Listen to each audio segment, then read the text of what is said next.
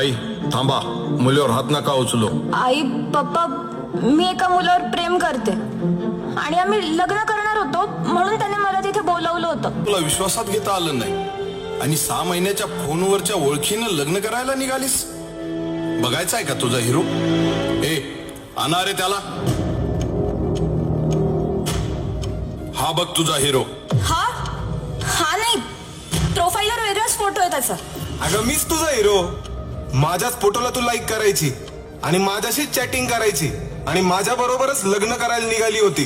नाही पप्पा, तो नाहीये. मी सांगतो, सोशल मीडिया हे दुधारी शस्त्र झाले आहे. काही तरुणी समोरच्या व्यक्तीस न भेटता फक्त फेसबुक व्हॉट्सअपच्या चॅटिंग वरून फसवणुकीला बळी पडतात.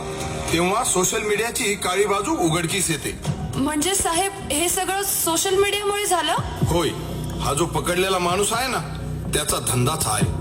फेक अकाउंट तयार करायचे, सुंदर मुलींना गोड गोड बोलून आपल्या जाळ्यात ओढायचे, त्यांचे फोटोज व्हिडिओज काढून त्यांना ब्लॅकमेल करायचे आणि मग वाईट मार्गाला लावून त्यातून पैसा कमवायचा. चकुले, आम्ही तुला काय कमी केलं?